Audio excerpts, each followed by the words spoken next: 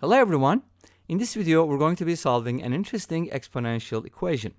We have e to the power x equals I, where I is the imaginary unit, the number whose square equals -1. To be able to solve this problem, we're going to write I using Euler's number or Euler's formula. So here's how it goes. If you have any complex number z equals a plus bi, then it can be written as r times, which is the modulus, cosine theta plus I sine theta, where theta is the angle that the vector or the number makes with the x-axis. But in a more compact way, we can also write this as r times e to the power I theta, thanks to Euler. So we do need two pieces of information. What are they? One of them is the modulus, so we need to find that. And the second one is the argument, which is theta. So how do you find it for I? Let's go ahead and take a look. I can be written as 0 plus 1i. In other words, it's represented by the ordered pair 0, 1, or on the coordinate plane, we can actually express it on the imaginary axis, 1 unit away from 0. So this is our imaginary axis, and this is our real axis. So I has no real part. It's pure imaginary. And the distance from 0 is going to be 1, because this is just 1 unit. So we can write I as r, which is 1, times e to the power I theta. What is theta? Theta is pi over 2. So we're going to write it as I times pi over 2.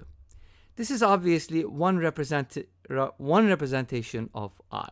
What happens if you add 2 pi to this angle? You're going to get 2 pi plus pi over 2, and guess what? It's going to bring you to the same point. So pi over 2 plus 2 pi, pi over 2 plus 4 pi, so on and so forth, is always going to give you the same value. Okay? So in general, we can write it as follows. E to the power I times pi over 2 plus 2 pi n, where n is an integer. Okay? So in other words, we're adding multiples of 2 pi to this. So that's I, and this is equal to e to the power x. So let's go ahead and plug it in. E to the power x equals I, which is e to the power I times pi over 2 plus 2 pi n. Awesome. We kind of simplified the process because now we have the same base. So if you totally forget about the bases and set the exponents equal to each other, then we're going to get a simpler equation. Again with Euler's number, e to the power x equals I times pi over 2 plus 2 pi n. Now, we're going to go through the same process because we have e to the x on the left, and we want to be able to write the right-hand side as e to the power something. And that can be done through Euler's formula, but what is the theta and what is r? Now, you can think of it as follows. Suppose n is a positive integer. This is going to be a positive quantity. Let's call it c. So c is positive. So we have something like e to the power x equals ci. So we're basically talking about positive multiples of I. So I is going to be here, 2i is going to be here, 3i is going to be here. It doesn't matter. Any positive multiple of I is going to appear on the positive imaginary axis, right? Because the imaginary part is going to be positive in this case, since c is positive. Therefore, the angle is going to be pi over 2 again. Interesting. Pi over 2 within pi over 2. Let's see how this goes. Now, I can go ahead and write the, what about the modulus though? What's r? Well, if our number is ci, then, and since c is positive, then its modulus, this distance from 0, is also going to be c units, whatever c is.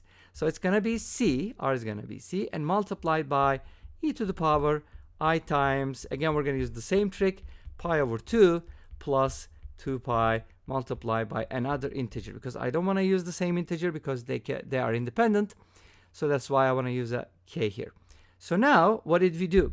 We express e to the x as an exponential. So we're going to be solving for x, and what should we do?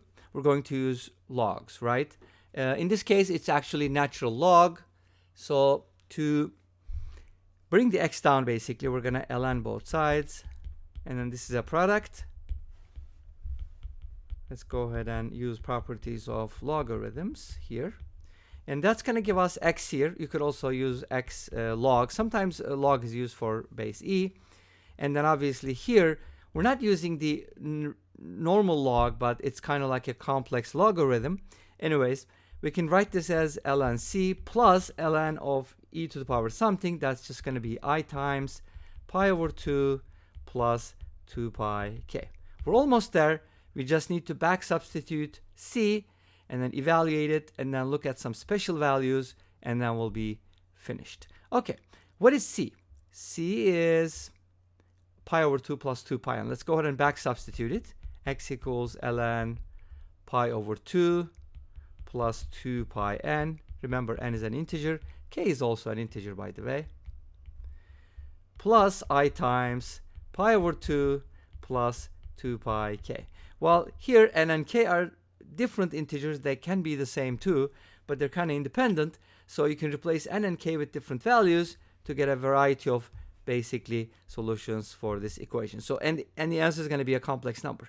But let's go ahead and look at a particular answer, kind of like the simpler case, or maybe the base case, or you could probably call this the main branch. Okay, anyways, let's go ahead and replace n with 0 and k with 0. And that's going to give us x equals ln pi over 2 plus I times pi over 2. And that's basically a complex number in standard form, because you can also write this as a plus bi. Make sense? So here's another question that comes up. Could we solve this problem if we replace x with something like a plus bi and then try to find the a and b values? That would be a good question. But that's basically what it is, and that will be the solution set. And this is the particular solution. And this brings us to the end of the video. Thank you for watching. I hope you enjoyed it. Please let me know. Don't forget to comment, like, and subscribe. I'll see you next time with another video. Until then, be safe, take care, and bye-bye.